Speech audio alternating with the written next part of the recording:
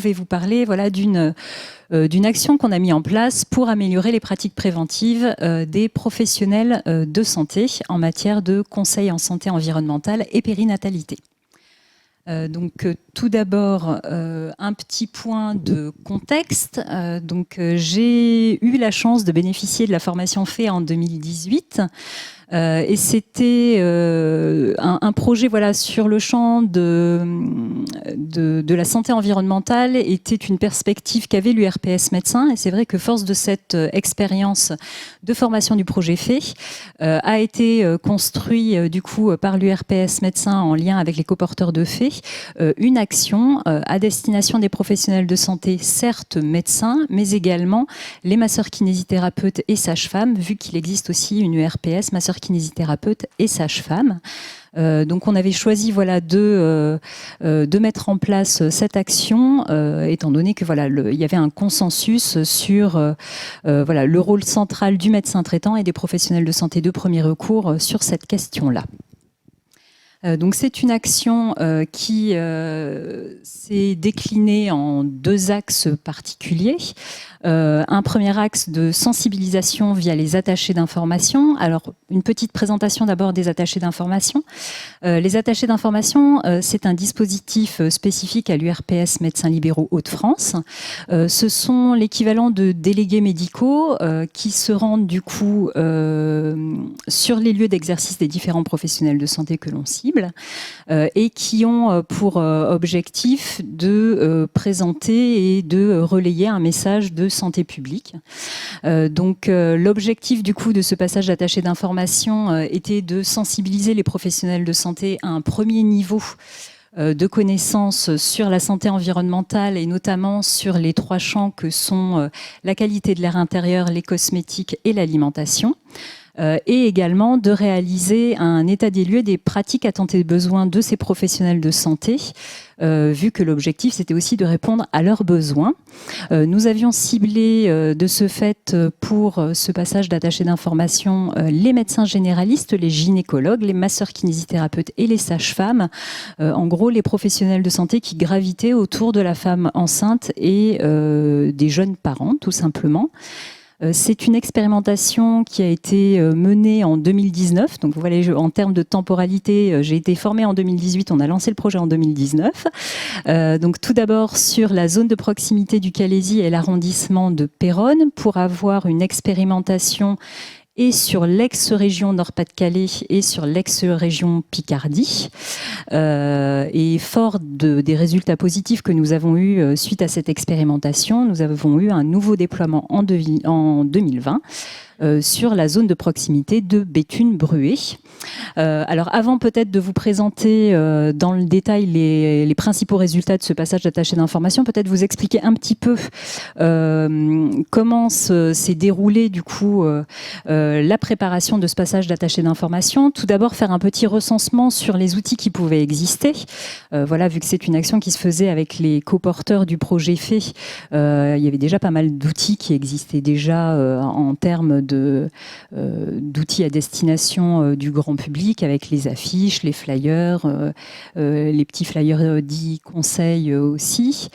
Et également, on a fait un point, nous, au niveau des autres ressources qui pouvaient exister, donc les fameux guides PNNS, les recommandations de l'ANSES sur la consommation de poissons, et on a créé au niveau de l'URPS médecin ce que communément j'appellerais une fiche essentielle, c'est-à-dire une fiche qui reprend l'ensemble des messages clés que le professionnel du coup peut avoir à portée de main dans son cabinet pour répondre aux questions du grand public. Une petite spécificité sur 2020, avec la pandémie Covid, on a réajusté notre passage d'attaché d'information avec un ajout de focus sur les conseils spécifiques Covid pour répondre aussi aux questions que se posaient les femmes enceintes et jeunes parents sur cette problématique spécifique. Comment se passe du coup un passage attaché d'information? Tout d'abord, on envoie un courrier d'annonce aux différents professionnels de santé qui sont concernés pour les prévenir qu'un attaché d'information va prendre contact avec eux. chose qu'il fait par la suite.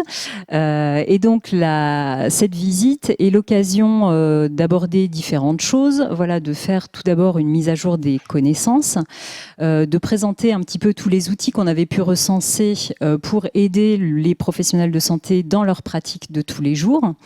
Faire également une photographie à un instant T, justement des pratiques des professionnels de santé. Et c'est aussi l'occasion voilà, d'avoir un échange avec ces professionnels pour leur proposer, suite au passage d'attaché d'information, une soirée de sensibilisation territorialisée.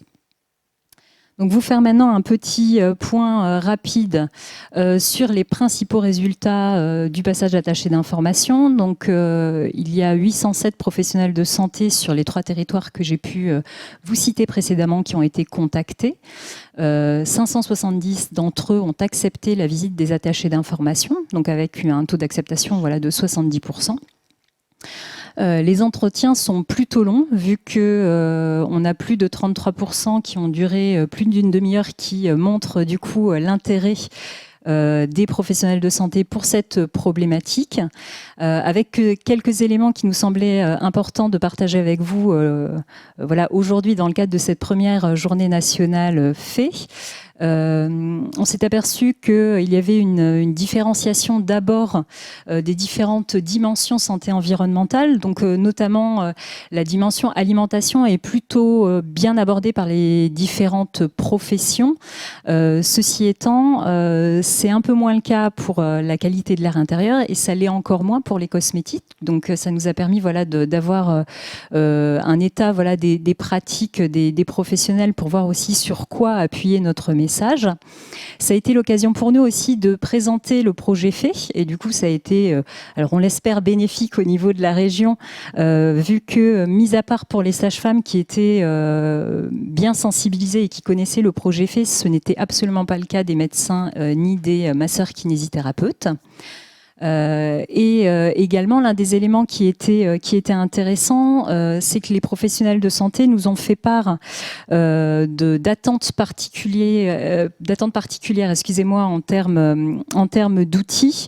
Avec notamment voilà, la petite fiche essentielle que nous avions construit a eu un accueil tout à fait positif, vu que plus de 90% des professionnels de santé s'en sont emparés et ont dit que c'était tout à fait le type d'outil qu'il leur fallait dans le cadre de leur pratique.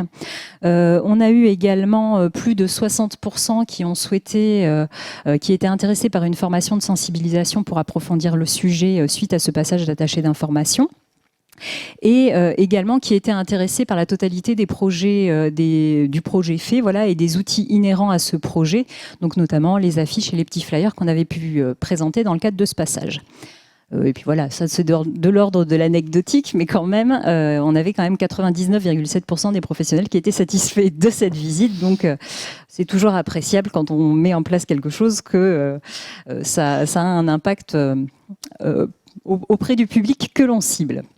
La deuxième phase, donc suite à ce passage d'attaché d'information, était la mise en place de soirées de sensibilisation territorialisées.